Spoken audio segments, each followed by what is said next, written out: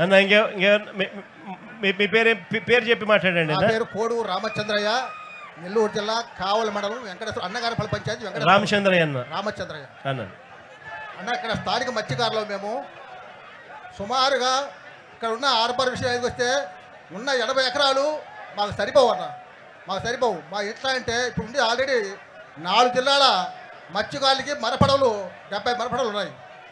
Already ఇక్కడ కావలి నియోజకవర్గం నుంచి కుర్రుపాలెం నుంచి చెన్నైపల్లి వరకు 6 పంచాయతీలకి సుమారుగా 1000 సాంప్రదాయ మత్స్య పడవలు ఉన్నాయి. ఆ మత్స్యకార పడవలు 1000 మరపడవలకి 150 మరబోట్లకి ఇక్కడ స్థలం సరిపోదన్న. కానీ మేము సరిపోకుండా ఉంటే, మేము బాధపడతా ఉంటే మా స్థలంలో వచ్చి ఏదో ప్రైవేట్ కంపెనీకి 30 ఎకరాలు 29.5 ఎకరాలు వాళ్ళకి కట్టబెట్టడం అనేది మా మత్స్యకారులు ఎవరు ఒప్పుకోరన్నా. ఆ స్థలం మాకే, కేంద్ర స్థలం మాకే ఉండాలి. ఎట్టి మధ్య మేము రాజీపోవనా. అంత స్థలం కావాలంటే తీరపాత్రలో చాలా చోట్ల ఉన్నాయి. వాళ్ళు డబ్బులు పెట్టి కొనుక్కొని ప్రభుత్వం అంటే అభివృద్ధికి వ్యతిరేకం కాదు. పక్కనే పోర్టు ఉంది కదా, కృష్ణపట్నం పోర్టు. అక్కడ కావాలంటే ఇచ్చుకోవచ్చు కదా వాళ్ళకి కావాలంటే. అభివృద్ధికి వ్యతిరేకం కాదు, కానీ అభివృద్ధికి మా సహకారం ఉంటుంది. కానీ మా కేటాయించిన స్థలంలో మా వాళ్ళ 60 చేపలు ఎండేసుకోవడం అయితే మేము మాకు ఐస్ బ్యాటరీ అవసరము, మాకు ఆయిల్ బ్యాటరీలు అవసరము, మాకు 70 స్థలం. ఎందుకంటే సుమారుగా 4000 మంది ఎప్పుడు ఇచ్చి అక్కడ ఉండాలి. వాళ్ళకి ఆ స్థలం సరిపోదు. ఆ స్థలంలో 29 ఎకరాలు వాళ్ళకి కట్టబెట్టుంటే ఇది మత్స్యకారులుగా మేము ఒప్పుకోమన్నా, ఎట్టి బస్సు ఒప్పుకోం. రామచంద్రన్, ఇంకోటి చెప్పండి, ఈ పోర్టు మనకు ఈ ఫిషింగ్ హార్బర్ మనకు హ్యాండ్ ఓవర్ చేసినారా? ఇందులో ఇక్కడ చిల్లర్ రూమ్స్, ఈ కోల్డ్ స్టోరేజ్, ఈ ఐస్ మేకింగ్ యూనిట్స్, ఈ కోల్డ్ స్టోరేజెస్ ఇవన్నీ అందుబాటులోకి వచ్చినాయా? ఇవన్నీ మనకి ఇచ్చినారా అన్న? 95% అన్న కట్టినా కూడా ఇంతవరకు ఇవ్వలేదు అన్న. 95% మీరు పూర్తి చేసి 90% మీరు పూర్తి చేసి 2 సంవత్సరాలు ఒక్క పని చేయలేదన్న. మన 5% చేయలేదు. అక్కడ మనం కట్టి ఇచ్చిన తర్వాత కూడా వీటిని ఆపరేషన్ లేక తీసుకొని రాలేదన్న. ఎక్కడ ఆపరేషన్ లేక వస్తే ఎక్కడ మత్స్యకారులందరూ కూడా దీన్ని హక్కుగా భావించేసి ఇదంతా వాడడం మొదలు పెడతారేమో అనే ఉద్దేశంతో అసలు మీకు ఇక్కడికి వచ్చేదానికి అఫీషియల్ గా పర్మిషన్ కూడా ఇవ్వలేదన్న.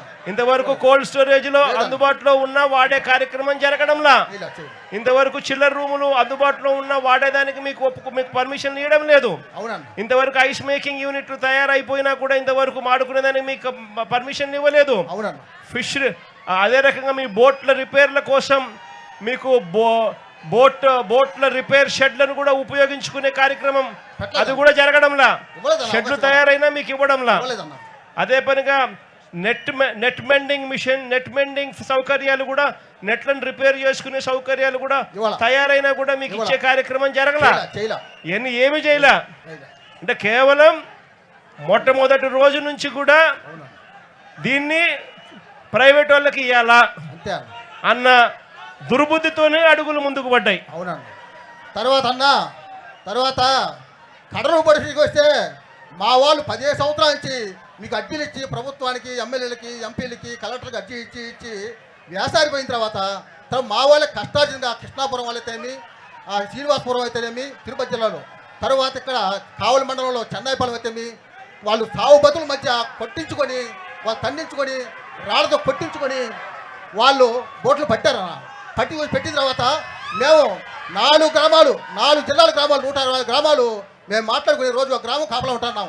రోజుకు ఒక గ్రామం కాపలా ఉండి వాటి భద్రత కోసంగా మేము ఉండాలంటూ మాట్లాడుకున్నాం. ఎప్పుడంటే ఆగస్టు 16వ తేదీన మీటింగ్ వేసుకున్నాం. మేము 4 జిల్లా గ్రామ పెద్దలు వేసుకుని రోజు గ్రామాలు కాపలా అనుకున్నాము.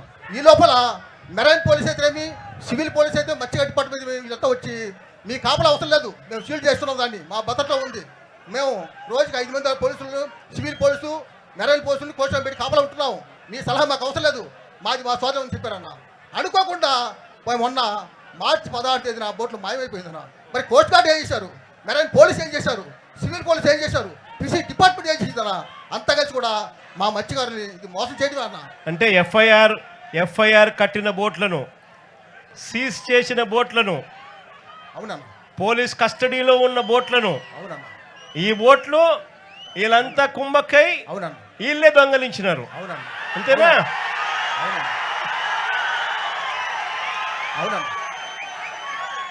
మార్చి 12వ తారీఖున ఇక్కడ లోకేష్ వచ్చినాడు. మార్చి 16వ తారీఖున బోట్ ఎగిరిపోయింది, బోట్ దొంగతనం జరిగింది. తర్వాత అన్న ఆ 4 బోట్లు బదులుగా 4 బోట్లు పెట్టి తర్వాత మా మధ్యలో సంబంధం లేకుండా పోస్ట్ గార్డులు పెట్టి, మెరైన్ పోస్ట్ పెట్టి, సివిల్ పోస్టులు పెట్టి మాకు రక్షణగా 12 నాటికల దూరం పైన వాళ్ళు ఉండాలి. దాన్ని మా స్థాపన మధ్యలో పడి ఉండాలి సార్. ఆ రూల్స్ పెట్టి, ఆ చట్టం పెట్టి, జీవో పాస్ చేసి మాకు న్యాయం చేయాల్సి వస్తుందిగా మీకు మరీ ప్రార్థన చేస్తూ వేడుకుంటాం. అంటే మనకు ఒక వైపున హక్కుగా ఇవ్వాల్సిన రామచంద్రయ్య మనకు హక్కుగా ఇవ్వాల్సిన ఈ ఫిషింగ్ హార్బర్ మనకు ఇవ్వకుండా మరోవైపున మన కడుపును కొడుతూ ఇక్కడ ఈ ప్రాంతంలో వాళ్ళు అడుగు పెట్టకూడదు, వేరే ప్రాంతం నుంచి వేరే రాష్ట్రం నుంచి ఇక్కడికి వచ్చి ఫిషింగ్ చేయకూడదు అన్న నిబంధనలు ఉన్నా కూడా, చట్టం ప్రకారం ఇది తప్పు అని చెప్పి తెలిసినా కూడా అక్కడి నుంచి ఇక్కడికి రావడము, మనకు ఫిషింగ్ హార్బర్ అందుబాటులోకి తీసుకోకుండా పోవడము, మనకు మెకనైజ్డ్ బోట్లు మనకు ఇవ్వకపోవడము, వీటి అన్నిటి ప్రతిఫలంగా మన కడుపును నష్టం జరుగుతూ ఉంటే, చట్టం ప్రకారం వాళ్ళు తప్పు చేస్తూ ఉన్నారు అని చెప్పి మనం ప్రాణానికి తెగించి వాళ్ళ బోట్లను మనం పట్టుకున్న ఆ బోట్లను మనం పోలీసులకు అప్పచెప్తే, పోలీసులు ఎఫ్ఐఆర్ కట్టినారు, బోట్లను సీజ్ చేసినారు. సీజ్ చేసిన ఆ సొమ్మును పోలీసులు, ప్రభుత్వంలోని పెద్దలు వీళ్ళే లాలూచిపడి వీళ్ళే ఆ బోట్లను దొంగతనం చేసుకొని పోయినారు. అంతేనా?